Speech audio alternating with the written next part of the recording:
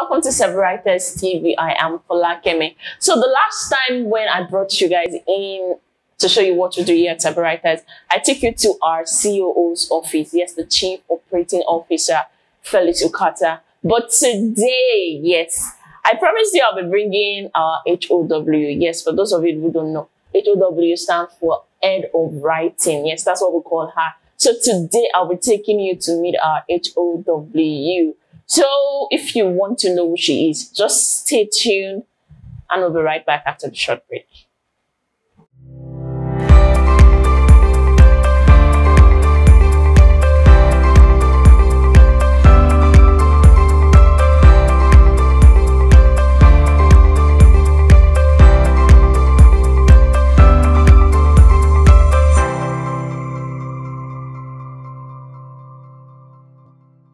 Welcome back, guys. So like I said earlier, I have with me in the studio our HOW.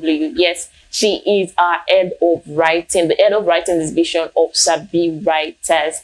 And she is Kehinde Egbanubi, right? Yes. Okay, thank God I didn't murder it. But just introduce yourself to us. Okay. My name is Kehinde and I'm the Head of the Writing Call division. that surname so we know how. My name is Kehinde Egbanubi. Egbanubi. Yes. Okay. I lead the writing division of Sabi Writers, and I've been doing that for about 2 years now. And it's been fun so far. Okay, 2 years. Yes. So what is it like building the writing department of Sabi Writers? Oh, a lot. I mean, as you can imagine, it's challenging, obviously, because it's the largest department in the company. But it's also rewarding because you get to see your impact, your influence on people, and you get to see them grow. Okay. And I think one of the most fulfilling parts of my job as the Head of the Writing division is seeing people, seeing people's growth trajectory. That's really beautiful. So that moment when it's like a throwback 2016, exactly. 2017. So you can say I was there when you came in. Exactly. Now I'm there to and see even you knowing that I had, a role to play in the development that we've had over the years. Oh, wow. Amazing. Yeah. So what's it like coordinating different creatives? People come with different mindset. They come with different skills because it's not just writing is large. Yes. So people are into fiction, some are into what's it like coordinating them and achieving that one goal Sabi Writers does? That's the writing goal. What does it feel like? What is it like? As you were asking that question, the only thing that came to my mind was a lot. And the only thing, a lot. The only thing, okay? Because, it's easy to see a leader from afar and think they have everything under control, but leadership is not so linear. Oh. I mean, there's a lot of people management, there's a lot of crisis management, which if you are not someone who is comfortable with crisis, you would get, overwhelmed a lot. Okay. Something that has really helped my leadership is my willingness to grow. Something I do is I read a lot of leadership material. So I'm currently subscribed to HBR, that's Harvard Business Review. It seems trite, but learning from people who are leaders in their field gives me a sense of how to lead the people under me. I also follow a lot of leaders on social media to get perspective, because one of my goals as a leader is to be an empathetic leader, not just a leader who achieves results, but a leader who is connected to the people she's leading. So creatives can be harder to manage because people would come up and say creativity, you cannot box creativity, and that is true. So my thing is, first of all, understanding who each of my team members are as individuals. Okay. And number two, yes. Okay. And number two, understanding their roles in the company. When I understand their uniqueness as an individual and I understand the role that they have to play in the company, in the team, and I'm able to marry that together, I'm able to lead them better. So that's really what has helped me. Okay, so in cases where the person or whoever it is in question, the person you're leading or your writers, they are not giving you what you want, or okay, let me just talk about crisis in general. So how do you manage the crisis that the throw at you? Because the truth is, it can be easy. there are times when their bad side would actually show forth or hinder the job. So how do you manage a crisis and try to bring everything together to still achieve that aim? Like you said, creatives are like the most difficult set of people to manage, because everybody, they all have their idea of how they want to be, how they want their writing to look like, how they want it to feel like. There's just something about creative. So how do you bring all that together? A lot of leadership success when it comes to crisis management comes from the leader's willingness to step in and take the bullet. So for instance, in the military, these foot soldiers, they look to the commander-in-chief for leadership. Now, of course, because that commander-in-chief is a human being, there's every likelihood that he or she is scared. Say, for instance, there's an invasion. Obviously, the person will be scared. But that leader's ability to maintain their cool despite whatever is going on, that is actually what contributes to their success as a leader. And so for me, it's not as if I have all the knowledge about crisis management, but something that really helps, number one, is my willingness to step up and take the bullet. And what this means sometimes is actually getting my hands dirty to do the job that needs to be done, to salvage the project that needs to be salvaged. And sometimes it is reassuring whatever team member it is that I am with them, encouraging them through that crisis. Okay. So it's either of those two things. I either step in to do what needs to be done, or I encourage my team member. Okay. So that's how I manage crisis. Okay, so it's two ways: you support or you just take it. Taking out the bullets. That's not easy. it's not easy, but you have to do it. And there's something that does when you are a leader who is willing to, take the bullet for your team. It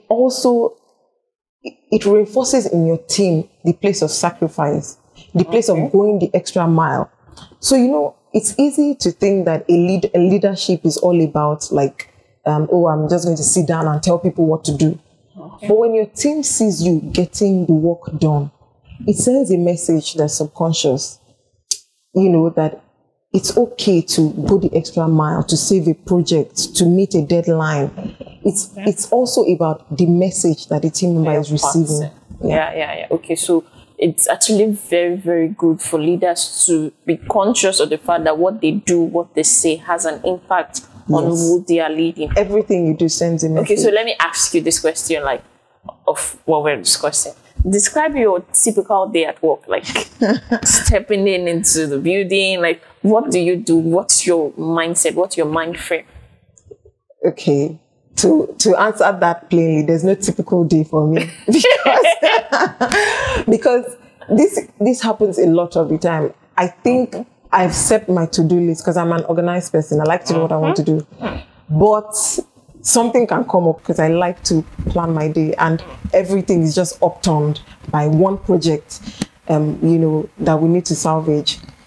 However, typically, I'm reviewing projects, I'm assigning projects to the writers I lead, I'm providing direction, I'm encouraging someone. Obviously, because it's a creative industry, people deal with writer's block. So sometimes I'm also coaching someone through a writer's block. Sometimes people don't know how to go about a project and providing that direction. So typically that's what I do. Okay, so let me take you back. You come into the building by, let's say, before 9 a.m. You enter through the gate. You walk through the door. I'm trying to create the picture. Yeah. So you walk through the door. The first thing you do is you get to your seat, just drop your bag. But do you greet people? Is there a specific person you always see? She must always say, hey, hi. So to everyone. Okay, so something actually I should mention is I like to have quiet time by just a few minutes. Say it could even be 5 minutes actually every time I get to work. So I try to come to work early so that I have that time to just get my brain together. It works for me personally. I greet everyone at work. And then I come to the company's morning briefing, which we have. Okay. Okay, then after that, I always go to the CEO's office for briefings on new projects, on the status of projects. Okay. And I do that with the assistance of my project experience lead. Okay. And after that, typically, nothing else is predictable for the rest of the day. Oh, wow. Interesting. So you're an organized person. Mentally, yes. Organization, mentally. Yeah. So to-do list is like one of your... It's even important because there's no way I can lead the number of people I lead without a to-do list. I will forget everything.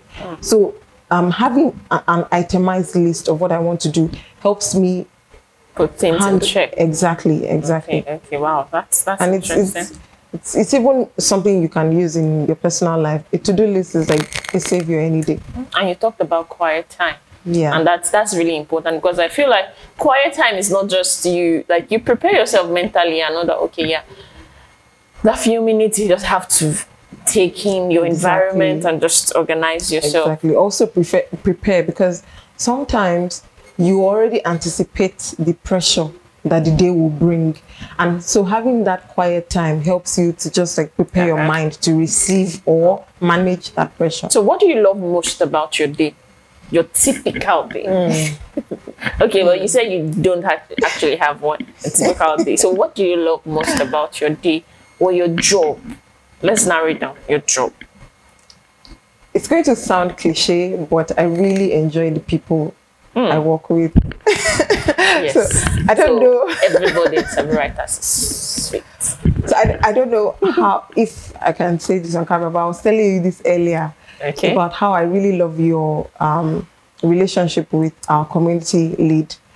And so that's just put that, save that part. It's like, yeah, she loves it. That's just a sample of what keeps me going in Sabi Writers. There's an energy, a youthful, vibrant energy around this community that I really enjoy coming to. And I mentioned something about coaching my team sometimes through writer's block. Being able to solve problem for my team is a very, very big, fulfilling part of my job.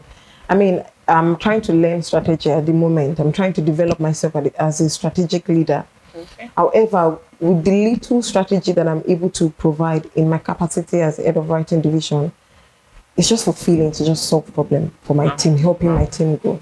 So now you're talking about people. So that means there's a level of friendship you maintain in your relationship, but there's also that part of you being a leader. So how do you strike the balance and know when to like be firm and know when to like, this is the job, do the job. But at the same time, you're also trying to be empathetic. So there's that part of empathy in what you... So how do you strike that balance? Because it's actually not easy. Because it's easier to lead people that you are not friends with, in quotes, and than people... Like that family relationship is over familiarity. Yes, over familiarity, they say it brings... Contempt. So how? So one of the first things the CEO told me when I assumed my role was you have to be able to strike a balance.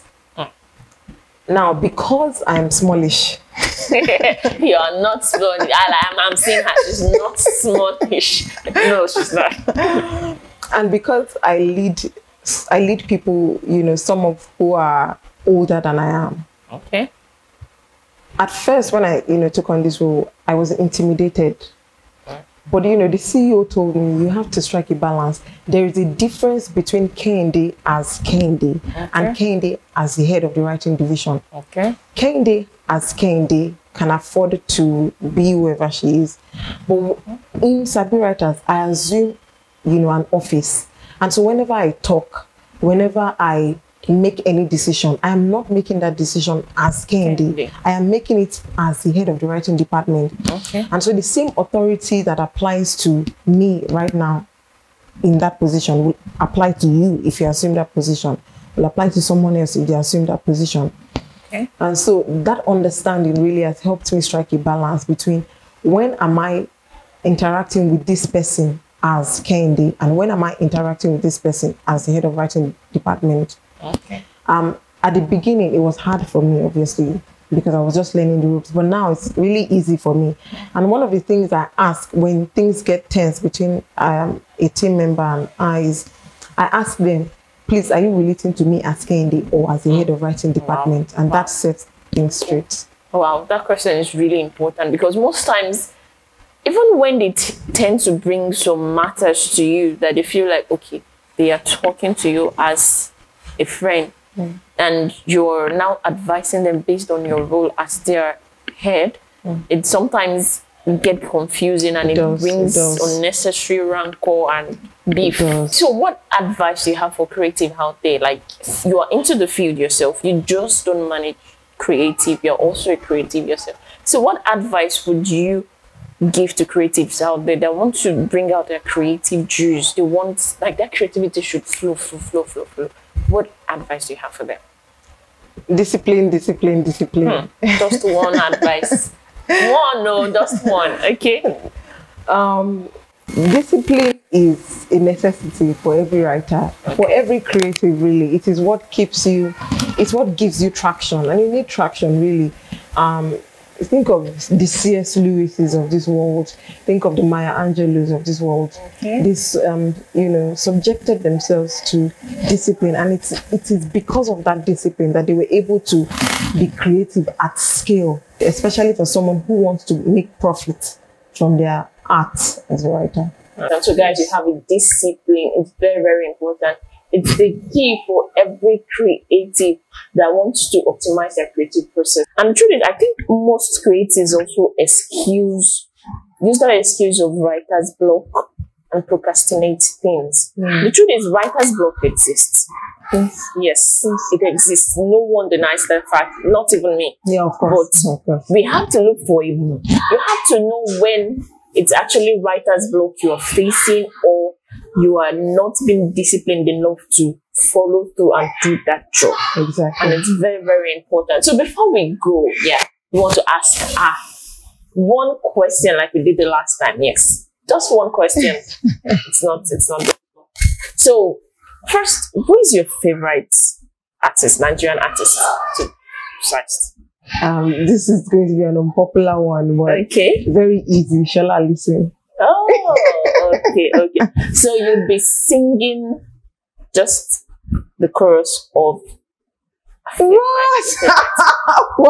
So don't worry, if it's Yoruba, would people will. Oh, you're putting me on the spot. To sing. Interesting.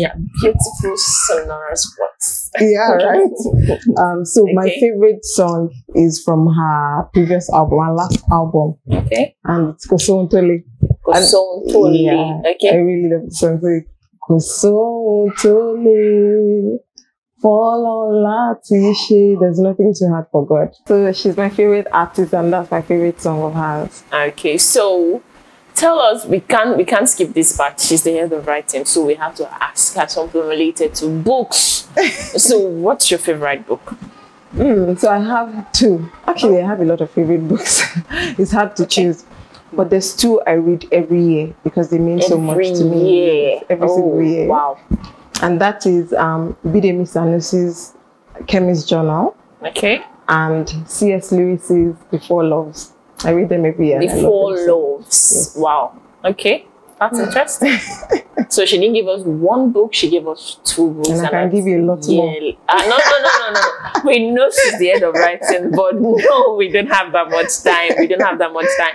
So, one last thing. Tell us something people don't know about you. Something people don't know. You've mentioned books. You've mentioned your favorite artist. So, else. So I work with the deaf, and I actually sign. So, how are you? Oh, so that's. Let me not try. Okay. So, wow, that's interesting. Yeah. So she does sign language. For those of you that understand what I'm saying, yes, that's what it means. Although you could do this for I love you, which is a very simple. Okay, I want to learn. Yes, so I love you. Oh yeah, guys, I love you guys. I love you, and our subscribers. I love you guys. What's double? I love you. I love you. I'm hoping that doesn't mean anything else. Does not mean not to my knowledge. Okay, so thank you so much for your time. Thank you for having me. Thank you, because we intruded into your typical day, like you said. This is not typical for me at all. At all. But yeah, this is one of those days. Yes. Yeah. So we took her from work and she gave us the time. Like, we are truly grateful for that. Thank you for having me. That's it, guys. HOW just told you she does sign language. Okay. Yeah, I got it. Thank you. I love you. So thank you so much. Thank you so much for joining us today. And we've discussed a lot. Like, we are truly grateful for that time she spared us. And for those of you that have not subscribed to our channel, yes, please do that now. There's a red button on your screen. Just simply click the subscribe button and subscribe to our channel, because you don't want to miss our amazing content. You don't know who will be bringing next, and I will not be giving you any hints, so don't ask me. So subscribe to our channel and also turn on your notification button. You want to get notification about our videos. You don't want to miss the content we'll be posting, we'll be bringing your way. So thank you so much for watching today. Thank you for your time. Till next time I come your way, I'm Folakemi. Bye.